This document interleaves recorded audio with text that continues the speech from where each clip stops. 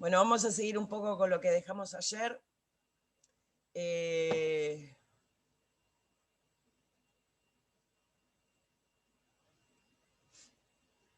que lo encuentre.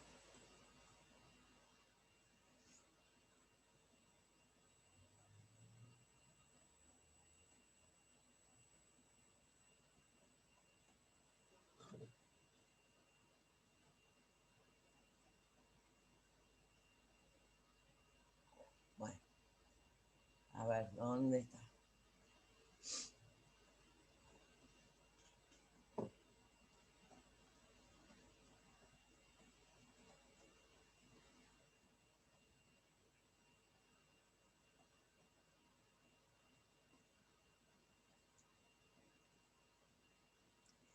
Mientras encuentro lo que estoy buscando, acá está, no era tan lejos. Miren este dibujito. Lo de las prostaglandinas. ¿Quedó claro lo de las prostaglandinas? ¿Algún problema con las prostaglandinas?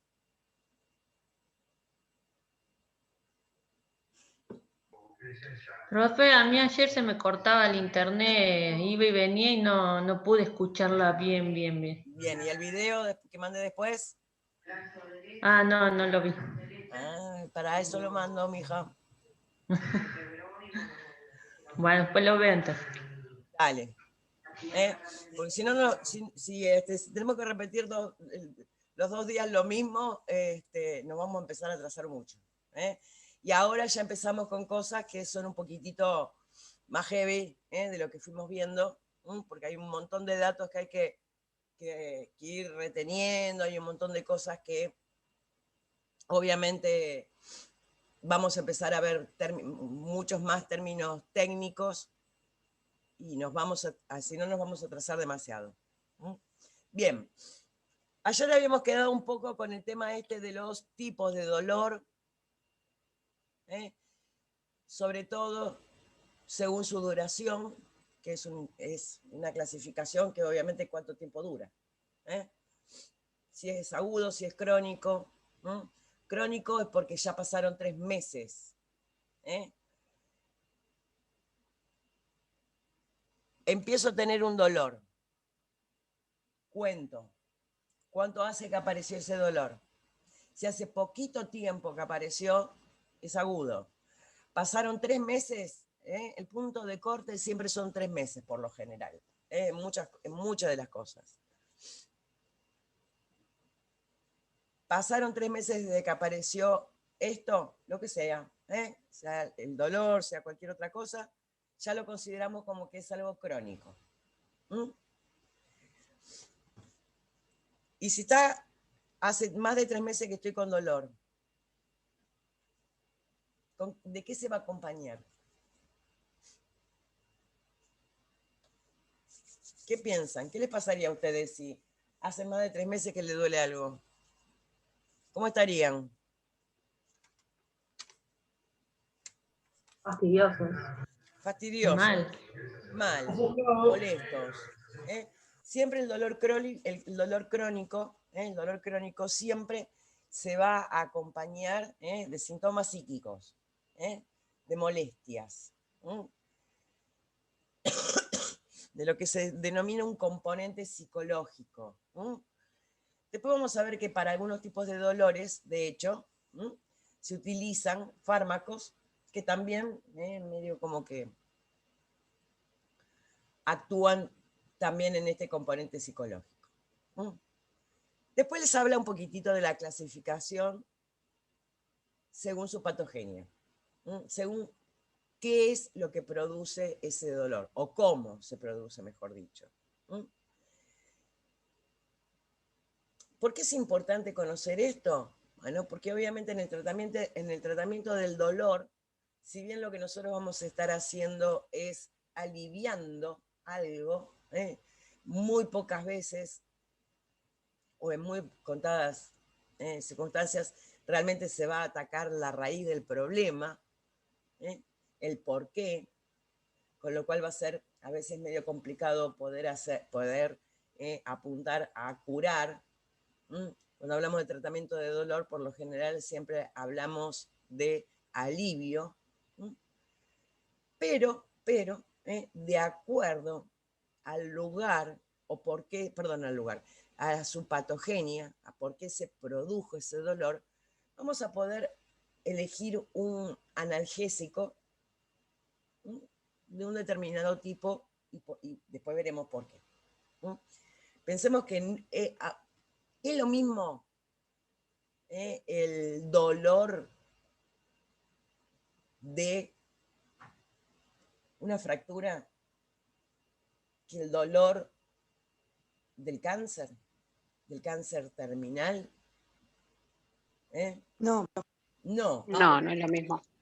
no solamente que no es lo mismo en intensidad, sino que tampoco todo este componente psicológico que acompaña el dolor va a ser igual.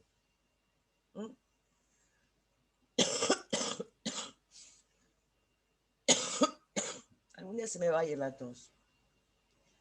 Y las clases van a ser un poquitito menos interrumpidas. Bien.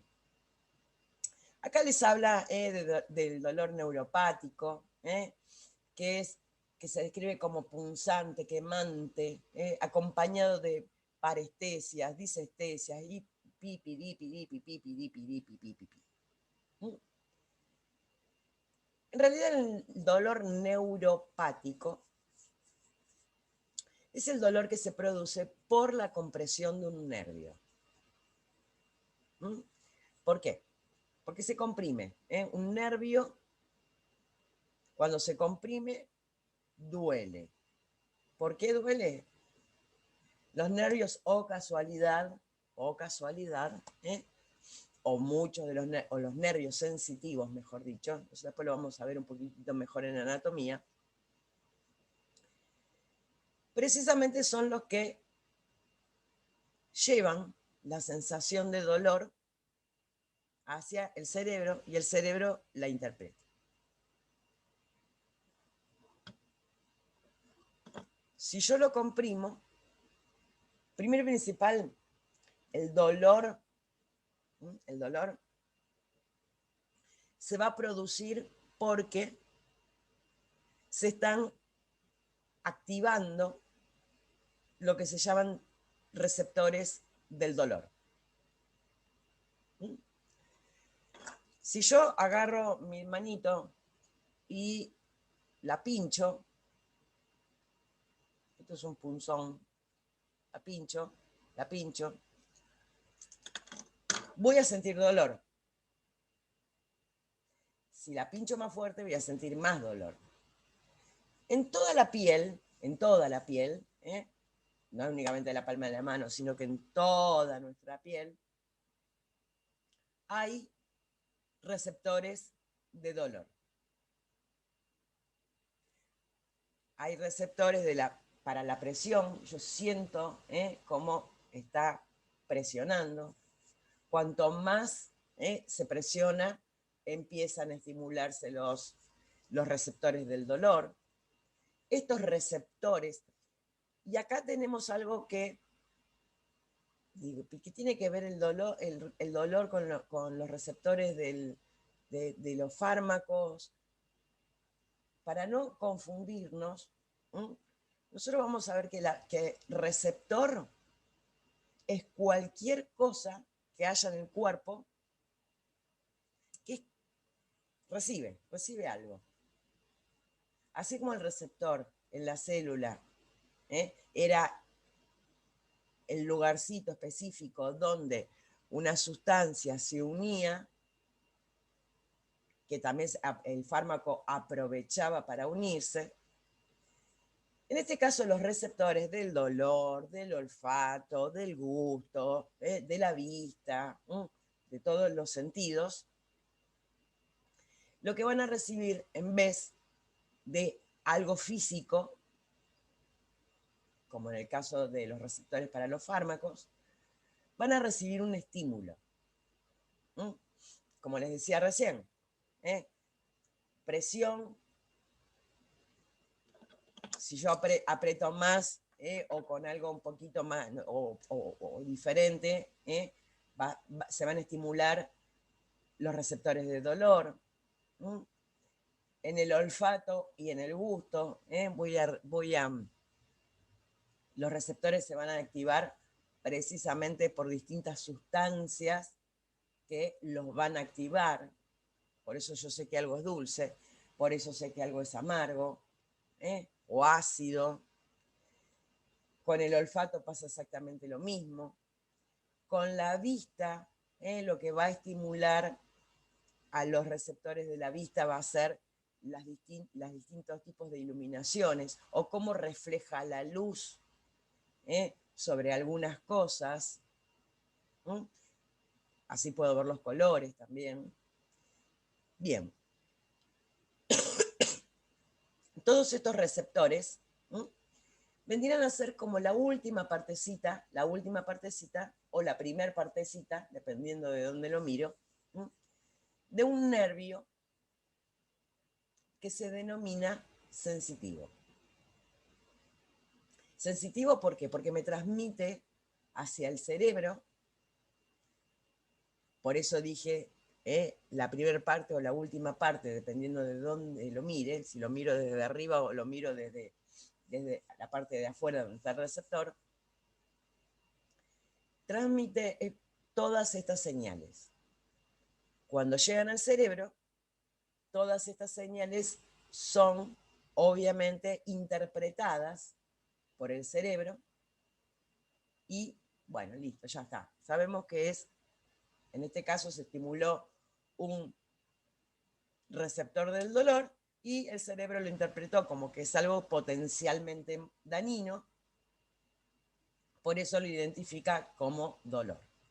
Ahora, ¿qué ocurre si en el trayecto desde afuera hacia arriba, hacia el centro de interpretación, digamos, se comprime un nervio? Porque un nervio va a estar formado por infinidad de prolongaciones de los receptores. ¿Se acuerdan de los axones? De todas esas cositas que vimos el otro día en Anato. Bueno, si yo estimulo un solo receptor,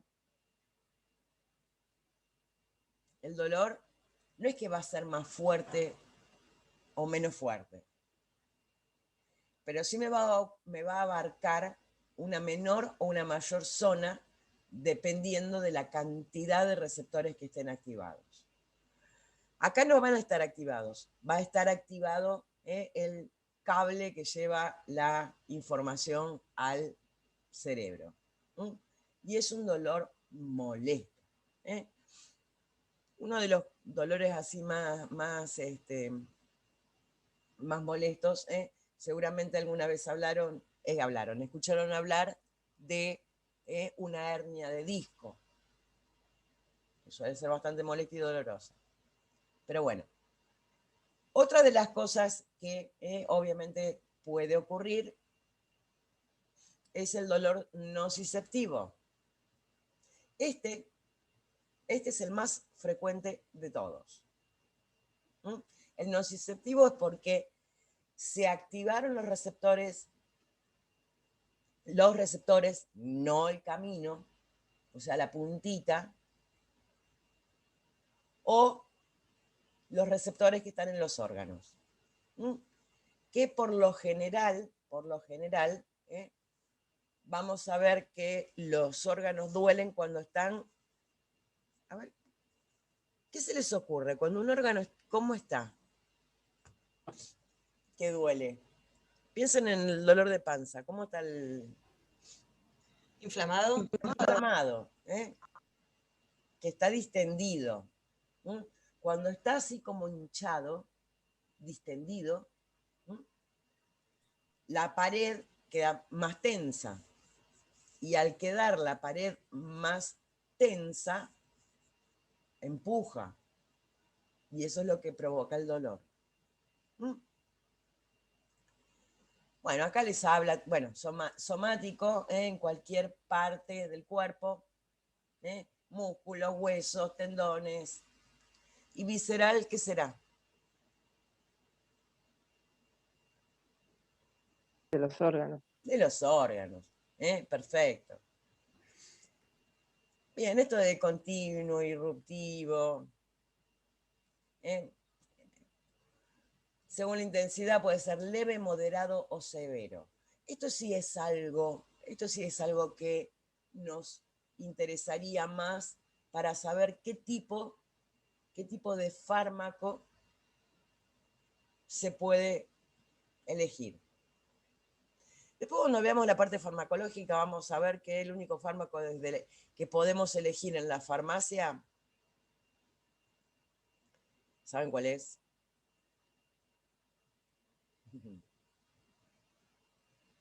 Vamos que ese lo conocemos todos. ¿Paracetamol? ¿Ibuprofeno? Ibuprofeno, Diclofenac. paracetamol, no, Steffi. Diclofenac, no. Ibuprofeno, paracetamol y aspirina. Y el ibuprofeno, únicamente el de 400. El Para que resto, sea en venta libre. exactamente, Sofi. Sofi, ¿no? Sí. Sí, no. sí. Exclusivamente los de venta libre. Después vamos a ir viendo por qué. ¿Por qué? Porque obviamente los efectos adversos serán buenitos o no. Si es más grande, no. Sí. ¿Más miligramos? Hay Sí, algunos, porque está en venta libre. sí, pero los únicos que son de venta libre son la aspirina, el paracetamol, que no llegue a 1 gramo, y el ibuprofeno de 400. El de 600 ya es venta bajo receta. ¿Por qué pensarán ustedes que es esto? Si yo digo, vamos con el ibuprofeno. Por lo que dijo usted, profe, que los efectos adversos Está bien, pero deben ser menor. ¿por qué? ¿Por la concentración mínima eficaz? No, ahí ya no. ¿Por qué el de 400 es de venta libre y el de 600 no? Tiene que ver con cantidad de los excipientes que son menos dañinos, ¿puede ser? No, Por la los excipientes son los mismos. Tengo una dosis mayor del principio activo. ¿Por qué será entonces? Profe, por el grado de toxicidad. ¿Por qué, Maxi? El grado de toxicidad. No, sin llegar al grado de toxicidad. Sin llegar al grado de toxicidad. Porque si llegamos al grado de toxicidad, obviamente directamente ni se vende. ¿Se acuerdan de los efectos adversos tipo A? Que eran previsibles. Por las reacciones que pueden llegar a tener. Por las reacciones que pueden llegar a tener, ¿pero por qué? Por la dosis. Por la dosis. Por la dosis.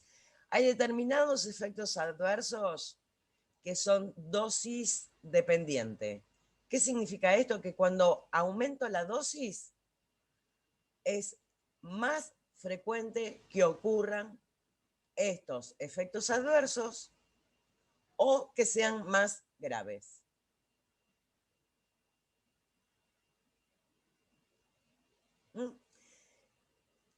Después cuando veamos los efectos adversos de los AINES, vamos a ver el por qué.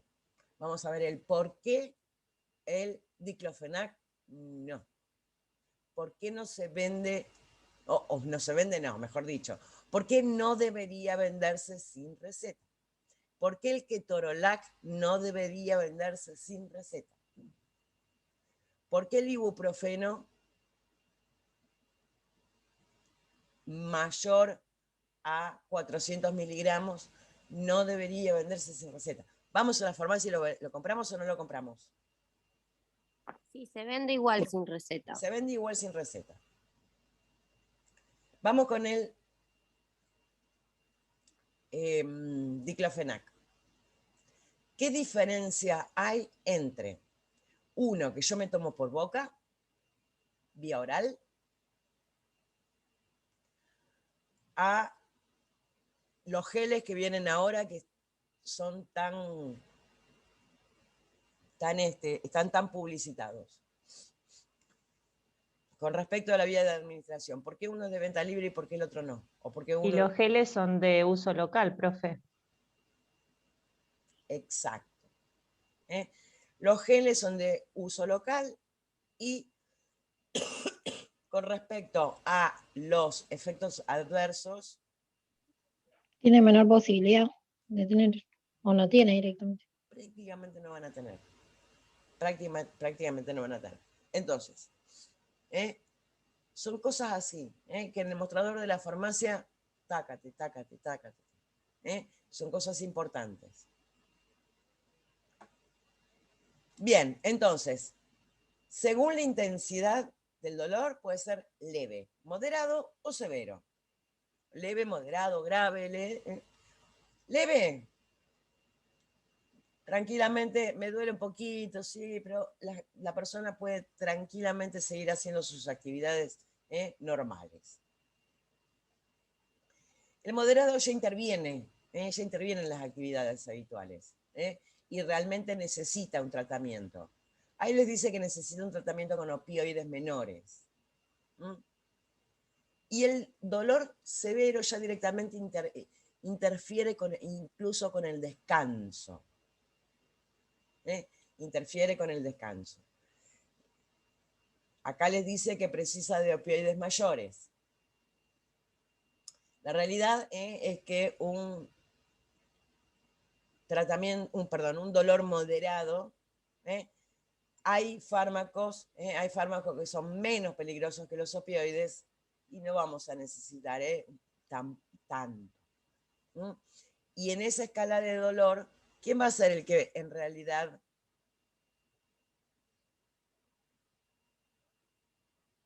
debería decir qué fármaco se va a utilizar? Médico. Sobre todo cuando es un dolor de qué tipo. ¿Leve? Moderado a severo. Grave. Moderado, severo. Exactamente, de moderado a severo. De hecho, nosotros cualquier dolorcito que tenemos, vamos a estar yendo al médico a cada rato, porque seguramente... Profe, de hecho te dicen que no tomes un ibuprofeno, nada que te tape el síntoma, sin antes ir al médico. Eso es lo con ideal. los dolores. Eso es lo ideal. ¿Por qué? Porque me está enmascarando un síntoma importante. El dolor es un síntoma importante. Es algo que si yo lo calmo todo el tiempo, no voy a consultar nunca al médico. El problema que me produjo ese dolor puede seguir avanzando. Vamos, a ver. Como por ejemplo la apendicitis, ¿no? Si uno toma para el dolor de... La apendicitis es raro que se te calme el dolor. Profe, Sí. ¿y las hernias? ¿Las hernias de qué tipo? No sé cómo explicarlo. O sea, yo tengo un amigo que me dice que tiene una hernia desde el año pasado, de la cuarentena del año pasado. Y es como que está con la hernia, que le duele la hernia, va al médico, le dan unas pastillas y tiene que hacer los papeles para operarse, pero le está dando vuelta porque tiene es un amigo grande, tiene 50 años. Y tiene miedo de ir a operarse. Claro. Es grande, dice, que yo tengo 52 y más vieja todavía. Ay, perdón. Pero cada vez que hablo con él, le duele la hernia. Y ahora que usted está diciendo esto... Perdón, me quiero morir. Y ahora que usted está diciendo eso, es como que me llevó un poquito a eso. ¿Es como la hernia, profe, más o menos, entonces? que me hiciste reír y empezaste a hablar de nuevo. Perdón. A ver, todo depende de qué hernia. Hay distintos tipos de hernia. Por lo que vos me estás contando, lo más probable es que sea una hernia de disco. ¿Mm? Sí, duele. No te puede, no, con una hernia de disco no puedes estar sentada, no puedes estar acostada, no puedes nada. No puedes moverte, no puedes. Es un dolor bastante molesto y feo. Hay determinados fármacos que se utilizan para tratar de aliviar el dolor. Obviamente son fármacos que suelen ser bastante fuertes, se utilizan igual hasta que se pueda operar. El tratamiento definitivo no solamente de esta hernia, sino de cualquier tipo de hernia, es quirúrgico. La solución es quirúrgica. Entonces, mientras tanto, hasta que se pueda... Claro, lo que el medicamento va a hacer es aliviar nada más, ¿no? Exactamente. Y en algunos casos, no va a curar, pero va a hacer que disminuya o que solito el cuerpo disminuya el problema. A mí me pasó, por ejemplo, yo tengo hernia de disco. ¿Sabes lo que es una hernia de disco? Vamos a empezar por el principio. Yo supongo lo que vos decís, que es una hernia de disco porque otros tipos de hernias no duelen tanto y por lo general tienen una protrusión por algún lado. La hernia de disco duele, pero no se ve. ¿Y usted se operó, profe? No. Ah. Estuve 1 año y medio con una medicación que hacía que el dolor fuera más tolerable y esa hernia que estaba protruida, que estaba salida, que estaba ahí molestando, se achicó sola. Se desinflamó y se achicó sola. No te digo que estoy divina, que soy una maravilla, pero pude volver a hacer mi vida normal. Antes no podía. Antes Pero ¿por qué motivo se produce? ¿Cómo? ¿Por qué motivo se produce la hernia de disco? Hay millones de motivos por los cuales se puede llegar a producir. Sí, mala fuerza, demasiado. Mi abuelo también tiene lo mismo y nunca lo operaron, pero sí, lleva un tiempo que te destroza eso. Sí. No nos metamos con la fisiopatología de cosas específicas porque nos vamos a volver a ir por las ramas y cosas. Pero sí, a veces el tratamiento del dolor permite que lo que está produciendo el dolor se vaya como curando solito, por decirlo de alguna manera. O que vaya reduciendo precisamente esa producción de dolor. Entonces por ahí no llegamos a necesitar cirugía. Bien. Acá habla de tratamiento del dolor. ¿Por qué se habla de tratamiento del dolor si nosotros dijimos que no hay que tratar el dolor porque me puede estar enmascarando un síntoma? Si yo no trato la causa del dolor, sí, se va el dolor, pero la causa sigue estando. ¿Qué voy a seguir? ¿Con dolor? Porque sí. Pregunto. ¿Qué opinan ustedes? Y no, hasta que veamos a un médico hay que tratar de aliviar el dolor. La realidad es que el dolor es uno de los síntomas más molestos. ¿No? Es algo que es muy molesto. Está bien, sí, me está avisando que tengo algo. Ok. Pero mientras lo arreglo, ¿yo quiero seguir con dolor? No. No. No, obvio que no. No, no, no. Eso por un lado. Por el otro lado, hay dolores que la causa, el motivo por el cual se produce ese dolor, no ilola, no se puede curar. ¿Que me voy a aguantar el dolor porque no se puede curar lo que me está produciendo el dolor? El dolor del cáncer terminal. ¿Alguna vez estuvieron en contacto con una persona que ya le quedaba muy poquito por cáncer? Sí, profe. Sí, sí, profe. Sí. Sí, profe. Realmente el dolor es insoportable. Por eso se utilizan fármacos que realmente son peligrosos. Peligrosos si lo usa cualquier persona. Si lo usa una persona que no tiene... Sí, la morfina. La morfina, claro. Empiezan a pedir morfina porque ya no resisten más los dolores. Exactamente, exactamente. La tolerancia, o sea, el dolor realmente es muy fuerte, y después cuando veamos precisamente los opioides, vamos a ver que son fármacos extremadamente peligrosos, sobre todo por el grado de adicción que generan. Y la verdad que si una persona le quedan meses, semanas, ¿qué van a preferir? Suministrárselo. Obvio.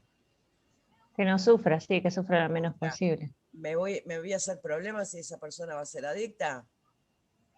No. No va a llegar a ser adicta. Bien. Entonces, ven que a ver, ¿a qué quería llegar con esto? Cuando hablamos de dolor, cuando hablamos de tratamiento del dolor, tenemos distintas causas por las cuales se puede generar el dolor. Y no solamente que tenemos distintas causas por las que se puede generar el dolor, sino que aparte,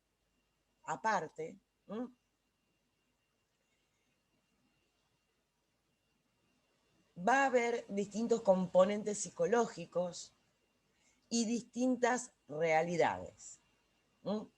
Entonces, obviamente el tratamiento del dolor es un tratamiento, es algo que debería estar asesorado. De hecho, hay médicos que se especializan en el tratamiento del dolor. No es que, o sea, sí, obviamente, un dolor lo puede tratar cualquier persona, cualquier médico. Pero el dolor es un síntoma tan molesto, y que a veces, hasta que no se trata la causa, no se puede aliviar. Entonces, obviamente, hay una especialidad médica que es tratamiento del dolor. Miren lo importante que es esto. Bien, vamos a meternos con los fármacos.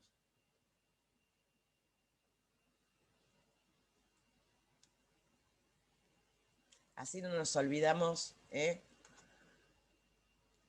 Nos quedan 40 y pico de minutos, así que nos viene bárbaro. ¿Qué es analgesia?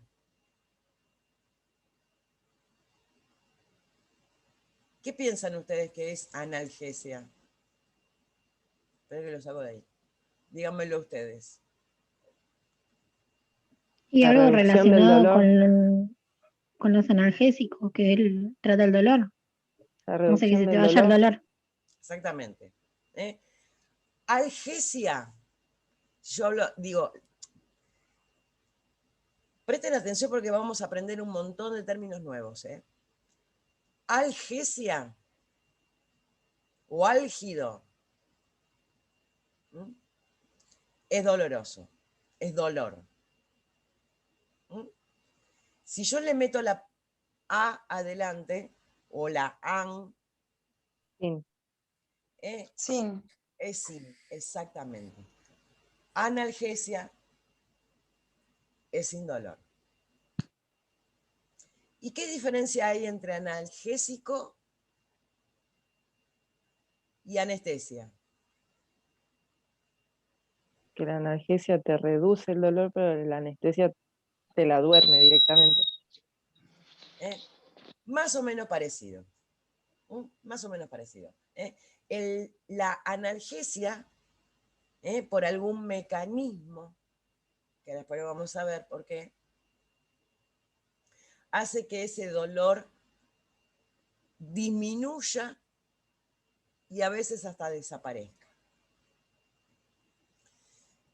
La anestesia te duerme esas terminales nerviosas que yo decía antes que eran las que producían el dolor.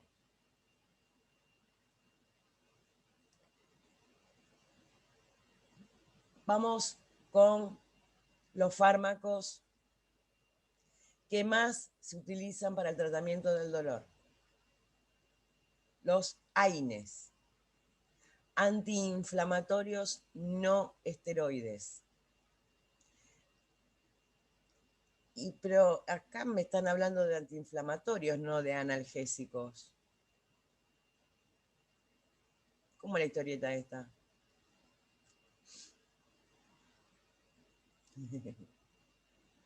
¿Se acuerdan de los mediadores de la inflamación? Sí. Que había dos que eran importantes y un tercero. La prostaglandina y la histamina. La prostaglandina, la histamina y la bradiquinina. La bradiquinina. Sobre todo la prostaglandina, que lo que hacía era potenciarme a la bradiquinina, hacer que la bradiquinina hiciera más de pelote. Bueno, acá, para que las prostaglandinas se produzcan,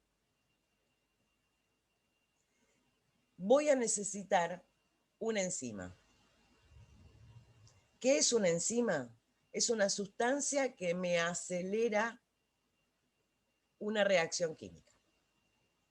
Nuestro cuerpo está lleno de reacciones químicas. Todo lo que nuestro cuerpo produce, fabrica, lo hace a través de reacciones químicas. Cuando una sustancia se transforma en otra o una sustancia reacciona con una segunda sustancia para formar una tercera sustancia, son todas reacciones químicas, reacciones químicas, reacciones químicas. Esto es algo que vamos a ir viendo en varios tipos de fármacos.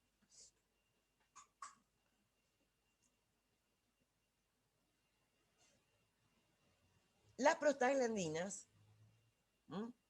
para poder fabricarse en el cuerpo, necesitan de la acción de una enzima.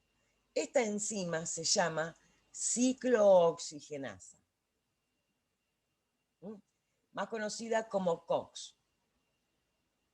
Después, yo ahora les digo más conocida como COX y después la van a ver por todos lados. El mecanismo de acción de los AINES precisamente es inhibir a la ciclooxigenasa. Si yo inhibo a la ciclooxigenasa, ¿voy a tener o no voy a tener prostaglandinas? No. No. No. No voy a tener prostaglandinas. ¿Por qué? Porque la ciclooxigenasa, que es la enzima responsable de precisamente la producción de prostaglandinas, no está.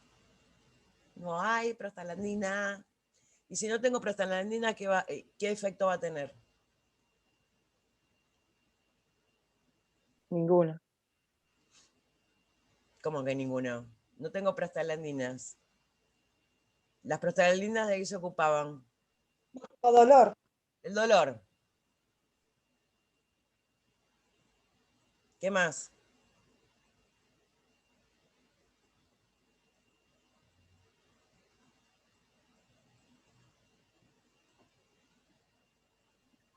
¿De qué más se ocupaban las prostaglandinas?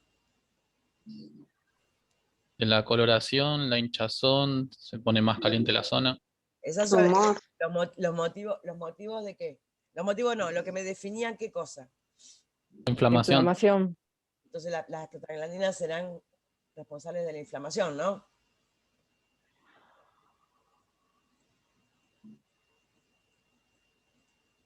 ¿Alguien sabe de qué más? Y de potenciar la acción de la histamina. No, eso también es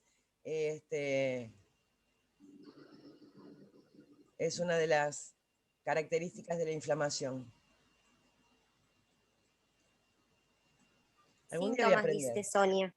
¿Cómo? Los síntomas, dice Sonia. No, Sonia no. Potencia la acción de la histamina. Sí. La vasodilatación, profe.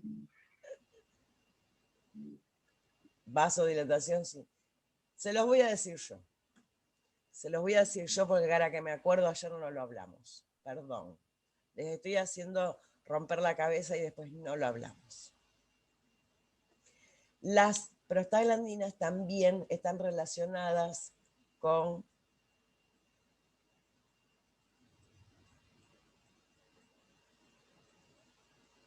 miren.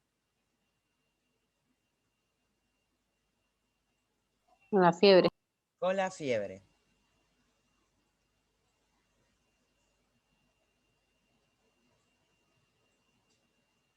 La ciclooxigenasa hace que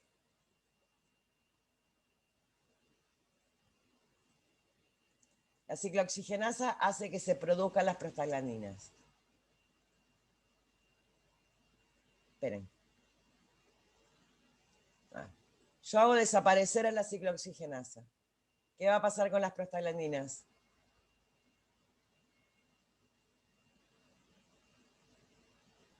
No se producen. No se producen. Chao, no tengo Va más a seguir prostaglandinas. habiendo dolor, inflamación y fiebre. ¿Para qué me sirven los AINES? ¿Para el tratamiento de qué?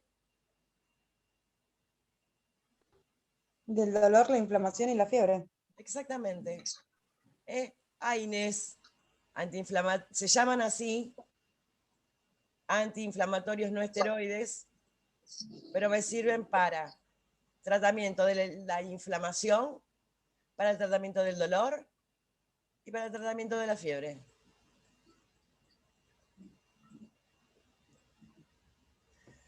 Pero, todo muy lindo.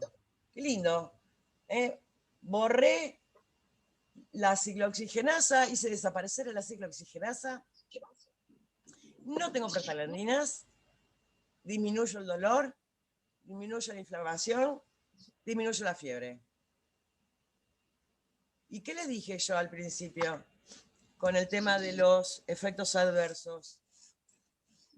¿Se acuerdan que les había dicho que íbamos a ver que este tipo de fármacos tenían algunos efectos adversos que eran un poquitito molestos?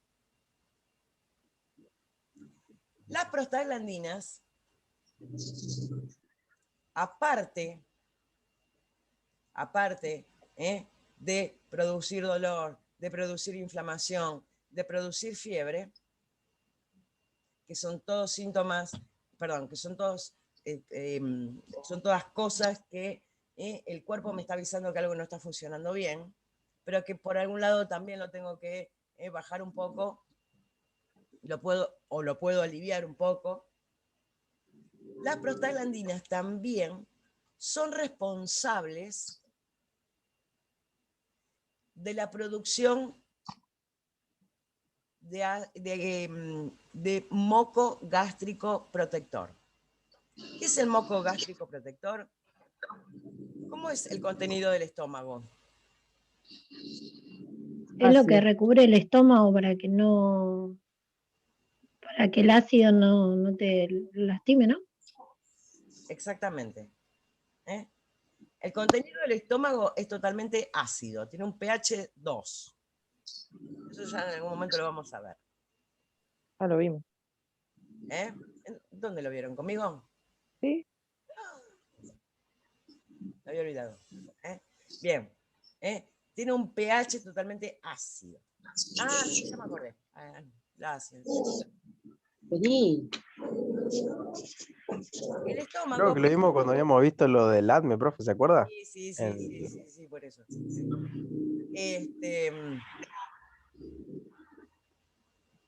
Las prostaglandinas lo que hacen es producir precisamente este moco protector. Impide que la pared del estómago se lastime. Si yo hago desaparecer a las prostaglandinas, ¿qué pasa con el moco protector? ¿Qué se les ocurre que puede llegar a pasar? Desaparece. Desaparece, perfecto. Y ocurren úlceras. No protege. Sí. Es una de las consecuencias más graves e importantes.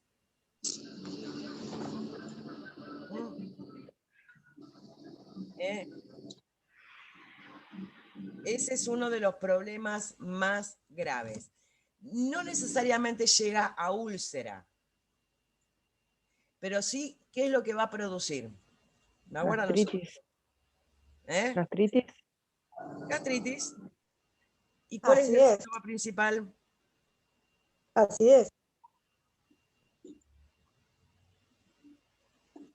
La acidez. El ardor estomacal. Exactamente. Exactamente. Profe, ¿y en un margen de tiempo en cuánto se puede producir eso? ¿En qué margen de tiempo? No, depende más de la dosis.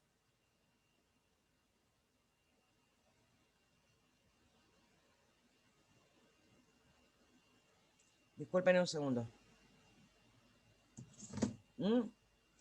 Por eso, y acá es donde quería llegar antes. Acá es donde quería llegar antes. ¿Por qué el ibuprofeno de 400 es de venta libre y el de 600 no? Porque el estómago lo puede tolerar el de 400 miligramos más fácil que el de 600. No. Potencialmente, no está mal, el razonamiento está muy bien, pero la realidad es Es que, más fuerte, ¿no? obvio que es más fuerte, tiene 200 miligramos más que el otro. Porque puede eliminar las prostaglandinas. Elimina más. Y obviamente el efecto adverso es dosis dependiente. Significa que cuanto mayor es la dosis, hay más probabilidades que ocurra ese efecto adverso. Yo quiero tener acidez cada vez que me tomo un... No, porque me estoy sacando el dolor de cabeza, pero tengo acidez. Me estoy sacando el dolor de acá, pero no puedo tomar mate, no puedo tomar café, no puedo tomar nada, no puedo comer porque tengo la panza pelota. Bien. Este es uno de los efectos adversos más importantes. Y obviamente si yo aumento la dosis, hay más probabilidad de que esto ocurra o que ocurran cosas más graves. Como por ejemplo, una úlcera. Esta úlcera encima después se puede perforar. Encima se puede complicar. No es chiste. No es chiste. Bien. Ese es uno de los graves problemas o de las complicaciones más importantes con los AINES. Estos efectos adversos son, si bien son dosis dependientes, hay algunos de los AINES que son más gastrolesivos que otros. Quiere decir que lastiman más las paredes del estómago que algunos otros. Dentro de los AINES más gastrolesivos están precisamente el diclofenac, el ketorolac. El ketorolac, por lo general, no se puede tomar más de 5 días seguidos porque te destruye la panza. Te la destruye. Listo, ya está. Y en vez de tomármelo por boca, lo inyecto. ¿Qué opinan de eso? No te destruye el estómago, pero va muy directo. Si va en, No, si es en sangre. intramuscular.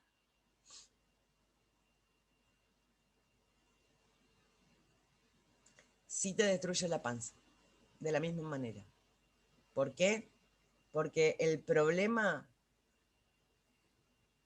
lo administre por donde lo administre, ya sea vía oral o inyectable, de las dos maneras me va a inhibir a la ciclooxigenasa. De las dos maneras me va a hacer desaparecer a las prostaglandinas. Y de las dos maneras voy a disminuir la producción de moco gástrico. Ese efecto adverso está relacionado con el mecanismo de acción del fármaco.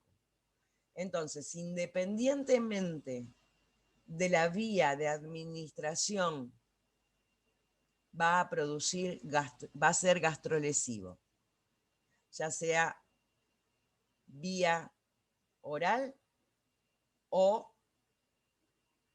inyectable. Excepto que tomes omeprazol. No, sin hacer trampa. ¿Qué vía de administración va a impedir que aparezca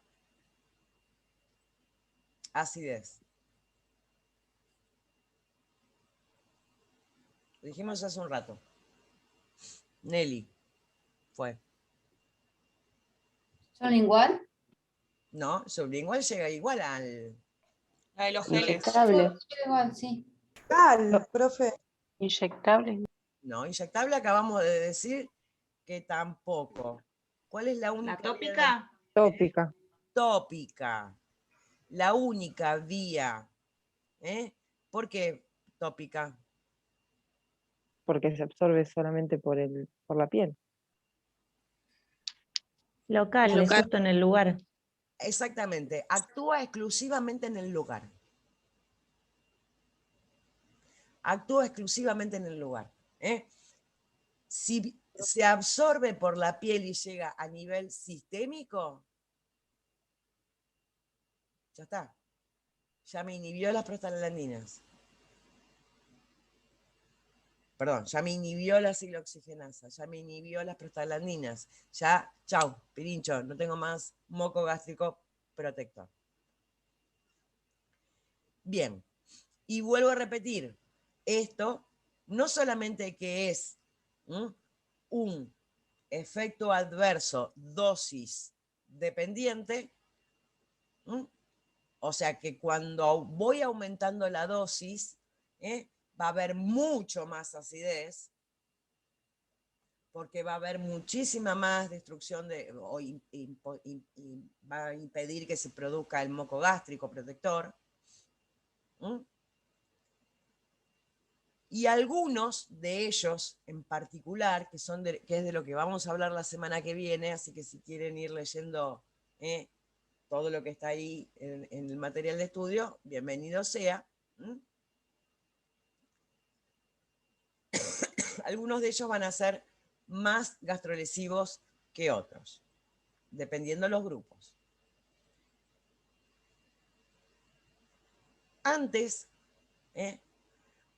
existían fármacos que lo que hacían eran inhibían toda la ciclooxigenasa.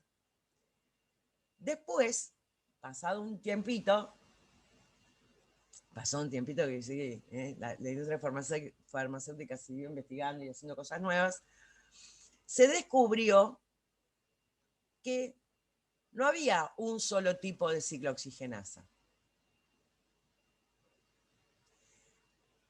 había como mínimo 2. Ahora ya se sabe que hay como 3.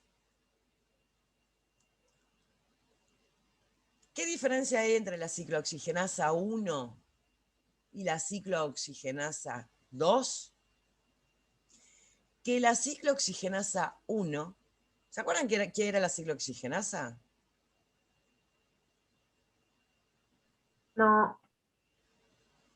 Una enzima, dijo usted. ¿Era la enzima que, responsable de la producción de la prostaglandina? Exactamente. Lo dije hace menos de una hora.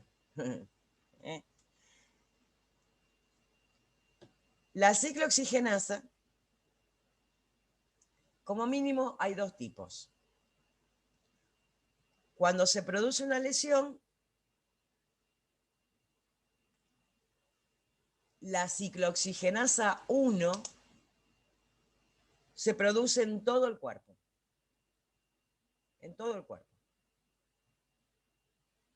Y en el lugar específico donde se produjo la lesión, se forma la ciclooxigenasa 2. Si yo inhibo a la ciclooxigenasa 1, voy a tener acidez. Si yo inhibo exclusivamente a la ciclooxigenasa 2, se va a inhibir exclusivamente la ciclooxigenasa que se produjo en el lugar donde está la lesión. Y si yo inhibo exclusivamente a la ciclooxigenasa que se produce en el lugar donde está la lesión, pero no inhibo la ciclooxigenasa que está en el resto del cuerpo. La ciclooxigenasa 2, que está inhibida, perdón, si yo inhibo la ciclooxigenasa 2, me va a disminuir las prostaglandinas exclusivamente en ese lugar, no en otra parte del cuerpo.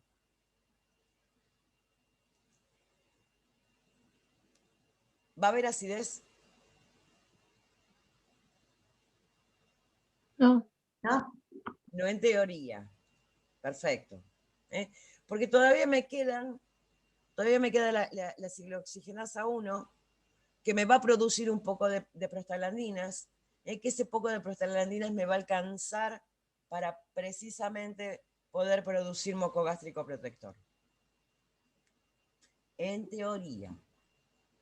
Profe, disculpe, ¿sabe que me quedé con la ciclooxigenasa, la 1, la anterior antes que explique la 2? Hay 2 tipos de ciclooxigenasa, la 1 y la 2. La diferencia, es exactamente el mismo compuesto, exactamente lo mismo, las dos hacen exactamente lo mismo, nada más que la ciclooxigenasa 1 se produce en absolutamente todo el cuerpo. Y la ciclooxigenasa 2 se produce exclusivamente en el lugar donde se produjo la lesión. ¿Quedó un poquito más claro ahora, Rocío? Perfecto, gracias. Genial. Entonces, Profe, pero ¿cómo sabes cuál, o sea, cómo inhibir la COX-2? el fármaco lo sabe. Precisamente en la formulación química del fármaco, es como que elige a la 2 y a la 1 la deja tranquila. Profe, ¿eso se vería en el prospecto? ¿Diría ahí que actúa sobre o no? Sí, en el prospecto lo dice. En el prospecto dice si inhibe la ciclooxigenasa 1, si inhibe la ciclooxigenasa 2. Bien. Antes de terminar, que ya nos queda poquito, vamos a ver, entonces acuérdense de esto, ciclooxigenasa, la inhibo me inhiben las prostaglandinas, me inhiben el dolor, la inflamación y la fiebre, pero ojo que también me inhiben la producción de moco gástrico. Esto, y vuelvo a repetir, este es un efecto adverso que está relacionado con el mecanismo de acción, que ocurre precisamente lo mismo que me alivia el dolor, es lo mismo que me provoca la acidez. Pero también va a tener otro efecto adverso, también bastante molesto, que es lo que se denomina la inhibición de la adhesión plaquetaria o de la agregación plaquetaria. ¿Qué significa esto? ¿Se acuerdan cuando vimos sangre? Que habíamos hablado de las plaquetas, que las plaquetas como que se pegoteaban y formaban el tapón plaquetario. Cuando había una Sí, pero- hemorragia, para evitar una hemorragia. Exactamente, Claro, para que coagule una cosa así. Bien. Este tipo de fármacos, los AINES, inhiben esa agregación plaquetaria. Impiden que las plaquetas formen el tapón plaquetario. ¿Cuál es la consecuencia? Se desangra. Anticoagulante. La hemorragia no va a estar frenada. O no se va, o no va a sangrar, va a sangrar, va a sangrar, va a sangrar, va a sangrar, va a sangrar, no va a frenar nunca. O va a tardar muchísimo más. En realidad no le podemos decir anticoagulante, Steffi, sino antiagregante plaquetario, porque en la coagulación van a intervenir los otros factores de la coagulación. En algún momento después sí se va a coagular la sangre, pero va a pasar muchísimo tiempo, mucho más si se están tomando este tipo de fármacos. Pero, así como tiene esto que es malo,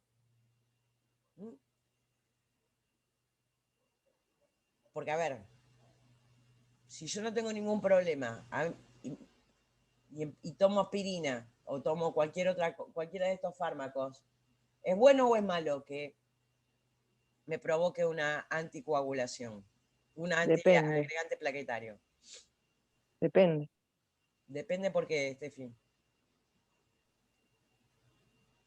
Hay gente que verdaderamente necesita la coagulación y otros no. En el caso de los que tienen mucho azúcar en sangre, como usted.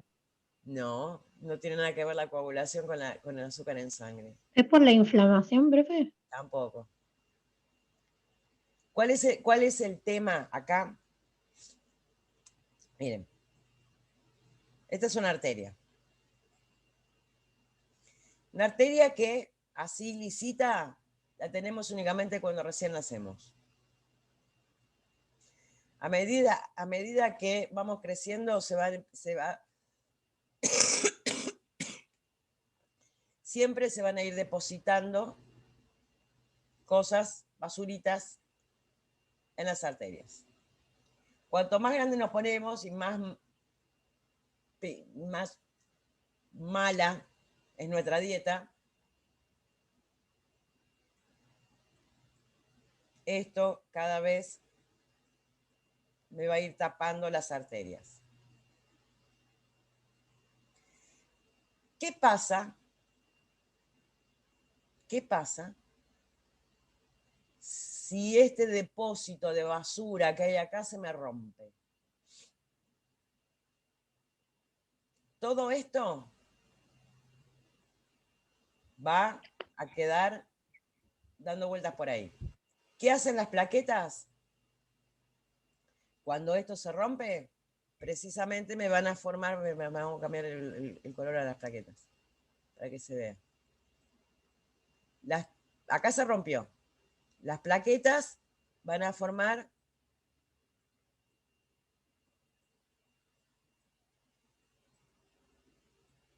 me van a tapar ese agujerito.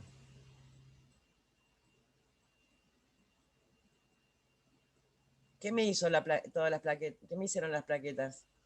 Una barrera. Me taparon el agujerito y ¿qué más me taparon? La arteria. Me taparon la arteria. Y resulta que esta arteria iba al... ¿Qué me produjo? Un infarto. Exactamente. Entonces, miren qué lindo mi corazón. Los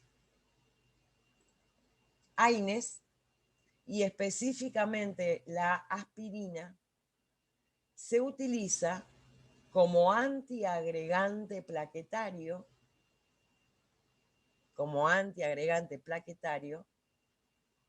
pero exclusivamente en personas que tienen problemas cardiovasculares. Para una persona que no tiene problemas cardiovasculares, lo único que va a lograr es que las plaquetas no funcionen. Y si yo me llevo a lastimar, me va a sangrar y sangrar y sangrar y sangrar. Es lo que seguramente ustedes siempre escuchan. ¿Te tomaste tu aspirina del día de hoy para prevenir el infarto? O el nombre, o uno de los nombres comerciales, la aspirina Prevent, que previene un infarto. Pero para cualquiera, no. Únicamente para las personas que tienen problemas cardiovasculares. Para los otros, para el resto, lo único que ocurre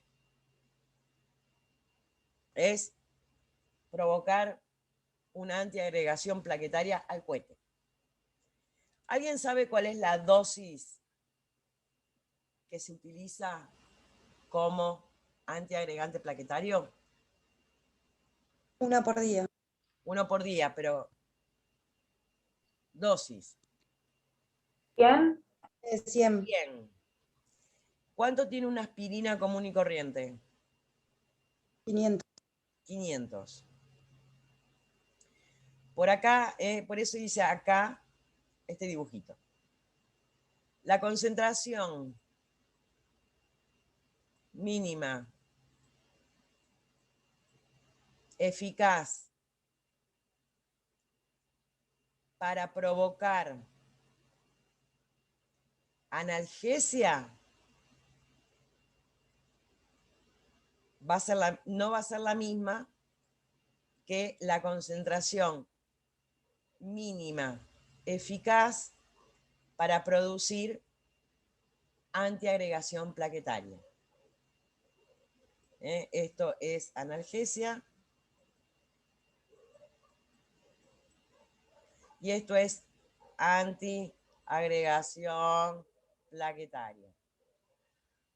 Con 100 miligramos por día logro la antiagregación plaquetaria.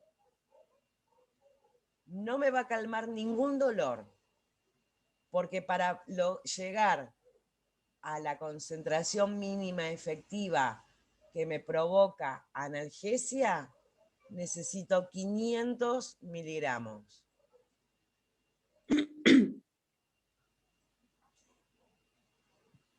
¿Qué beneficio voy a tener con 100 en vez de 500?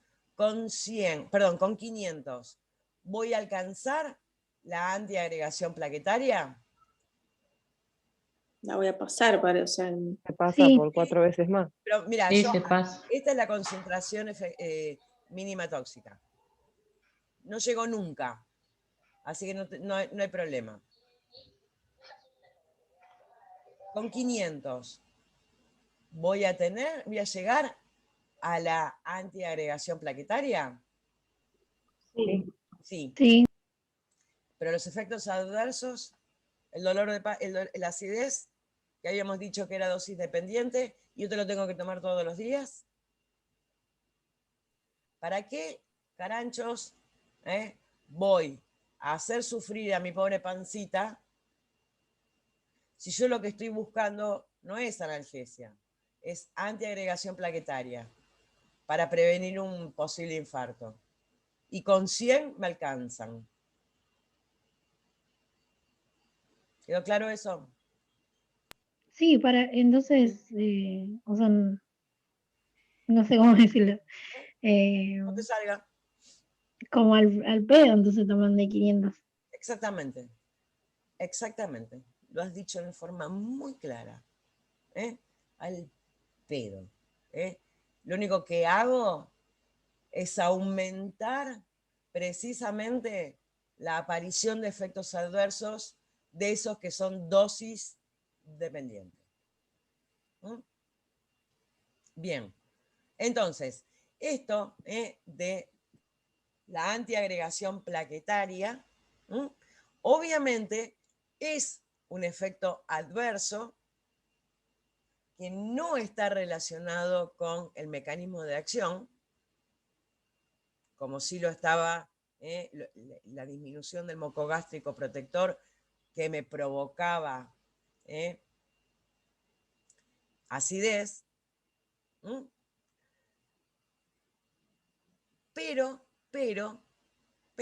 en determinadas circunstancias se puede, gracias Karen, se puede utilizar para hacer algo, como efecto terapéutico, en este caso preventivo. Bueno, gente bella,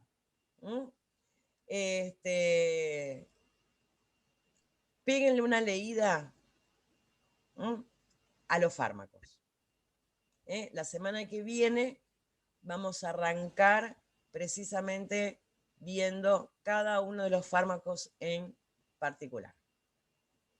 Adiós, buen fin de... Chao.